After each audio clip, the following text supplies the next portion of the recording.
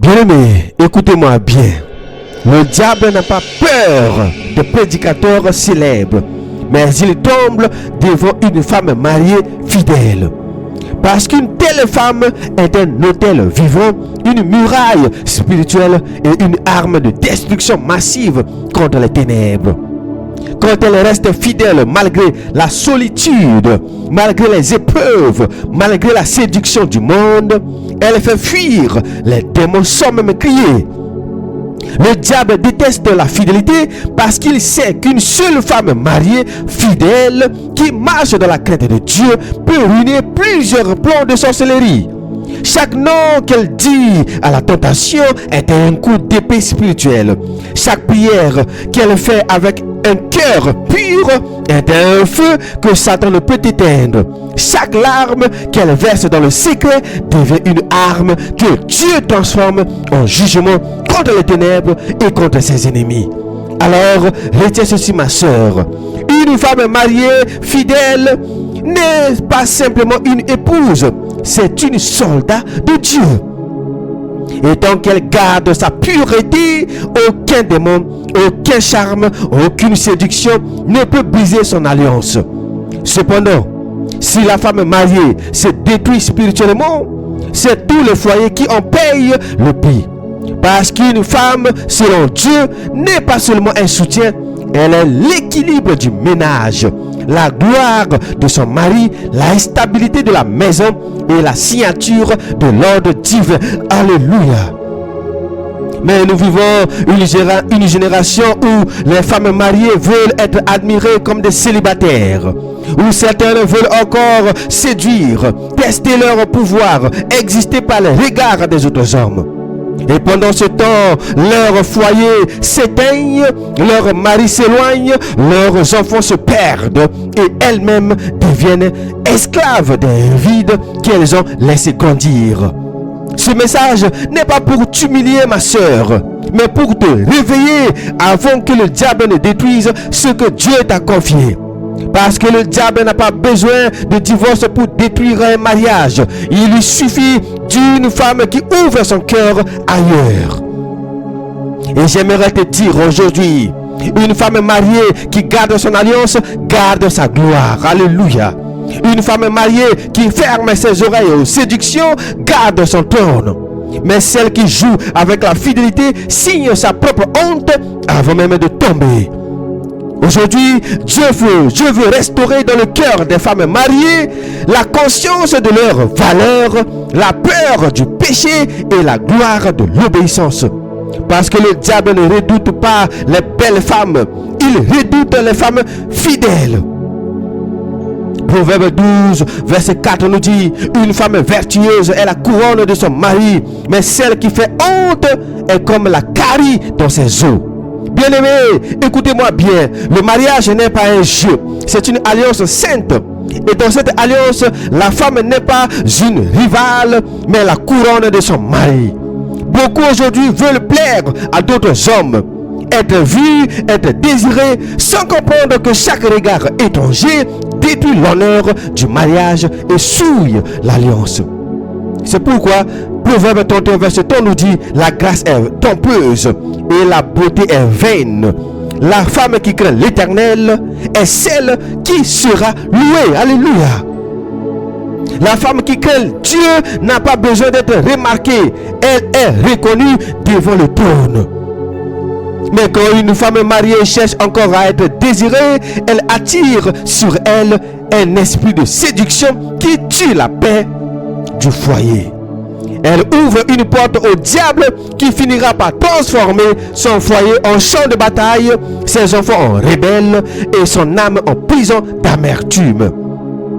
Genèse 3 verset 1 à 6. Ève nous dit: Ève n'a pas péché en mangeant d'abord. Elle a péché en écoutant. C'est en dialoguant avec le serpent que la chute est née.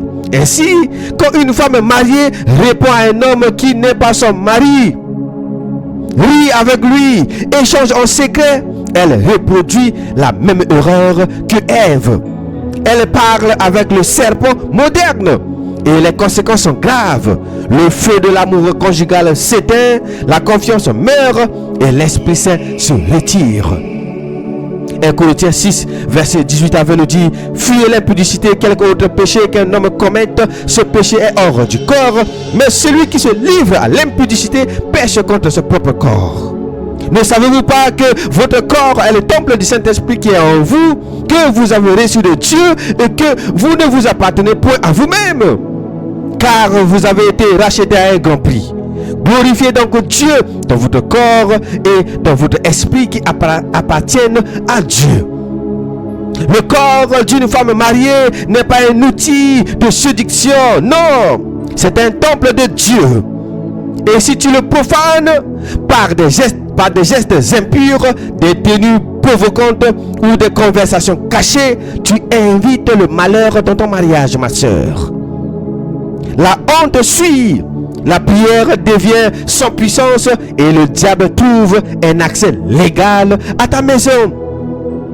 Romains 12, verset 1 nous dit: je vous exhorte donc, frères, par les compassions de Dieu, à offrir vos corps comme un sacrifice vivant, saint, agréable à Dieu, ce qui sera de votre part un culte raisonnable. Quand tu dis non à une tentation, tu offres un sacrifice vivant à Dieu. Alléluia. Chaque refus du mal devient une victoire spirituelle. Mais chaque ouverture, chaque faiblesse entretenue devient une porte pour les ténèbres. Et quand les ténèbres s'installent, le foyer s'assombrit. Dispute, froideur, infidélité, maladie, pauvreté spirituelle. Oui, le péché d'une femme mariée touche tout son foyer.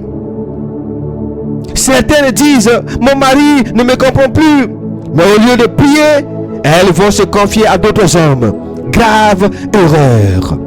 Tu cherches du réconfort là où le serpent t'attend. Et après, tu te demandes pourquoi ta paix a disparu. Dieu ne veut pas que tu cherches ailleurs ce qu'il t'a confié à la maison, ma soeur. Si ton mari t'ignore, prie. Mais n'entretiens jamais une complicité émotionnelle avec un autre homme. Car tu seras jugé non par les apparences, mais par les pensées du cœur. 1 Corinthiens 11, verset 8 à 9 nous dit: en effet, l'homme n'a pas été tiré de la femme, mais la femme a été tirée de l'homme. Et l'homme n'a pas été créé à cause de la femme, mais la femme à cause de l'homme. Dieu a placé un ordre, et cet ordre protège. Mais dès que tu veux rivaliser avec ton mari, prendre sa place, contester son autorité spirituelle, tu sors de la couverture de Dieu. Et hors de cette couverture, le diable te frappe sans résistance. C'est pourquoi beaucoup de foyers sont dans le chaos, parce que les femmes ont voulu devenir les têtes et les hommes ont cessé d'être les têtes. Hébreux 13, verset 4 nous dit que le mariage soit honoré de tous et le lit conjugal exempte de suivre, car Dieu jugera les impudiques et les adultères. Dieu juge encore l'infidélité, et ce jugement commence souvent par la sécheresse spirituelle. Plus de paix, plus de feu, plus de direction divine. Tu pries, mais le ciel reste fermé, car Dieu ne bénit jamais un cœur partagé. Et même si ton mari ignore ton péché, le Saint-Esprit, lui, l'a vu. Le jugement de Dieu n'attend pas toujours l'éternité. Il commence souvent sur la terre. Maladie, division, honte, perte de grâce. Jean 8,36 nous dit: si donc le Fils vous affranchit, vous serez réellement libre. La vraie liberté, c'est d'être libre du péché, pas d'être libre de Dieu. La femme mariée qui marche droite est une bénédiction vivante pour son mari et pour sa maison. Mais celle qui trahit dans le secret devient un canal de malédiction pour toute sa descendance. Oui, la fidélité est un parfum d'adoration, ma sœur. La pudeur est ton encens et ton intégrité est ton offrande. Quand tu restes fidèle, tu détruis les plans du diable. Quand tu dis non à la séduction, le ciel se réjouit. Et quand tu marches dans la crainte de Dieu, ton nom est écrit dans le livre de la gloire. Pour finir, ma sœur bien-aimée, je veux te dire ceci de tout mon cœur. Le mariage n'est pas une scène de cirque, c'est un tourne divin. Et sur ce trône, la femme mariée est la couronne du roi. Ne permets donc jamais que le serpent moderne t'enlève ta couronne. Ne permets pas qu'un regard, qu'une parole ou qu'un compliment te fasse oublier la sainteté de ton alliance. Parce qu'une femme mariée qui se détourne, ce n'est pas seulement un foyer qui tombe, c'est une génération qui se fragilise. Dieu t'a choisi pour être l'honneur de ton mari, la sécurité de tes enfants et la joie du ciel. Ne laisse pas le monde souiller ce que Dieu a sanctifié en toi. Tu n'as pas besoin d'être admiré pour être précieuse. Tu n'as pas besoin d'être convoitée pour être belle. Ta fidélité est ton éclat. Ta pudeur est ton parfum. Et ton intégrité est ton ornement. Alléluia. Souviens-toi, la beauté du monde vieillit, mais la sainteté d'une femme fidèle ne vieillit jamais. Alors, reste à ta place, ma sœur, dans la gloire de l'obéissance, dans la dignité du silence, dans la puissance de la fidélité. Parce que Dieu élève toujours les femmes qui restent fidèles, même dans l'ombre. Et au jour de la récompense, pendant que le monde glorifiera ses idoles, le ciel se lèvera pour honorer celles qui ont gardé leur alliance sans tache, celles dont le nom est resté pur devant le trône de Christ. Et si tu choisis aujourd'hui d'être cette femme, alors le Seigneur te dira un jour: bien, bonne et fidèle servante, entre dans la joie de ton maître. C'était votre frère Rodrigue Simba Tominine. Demeurez toujours bénis dans la paix de notre Seigneur et Sauveur Jésus-Christ.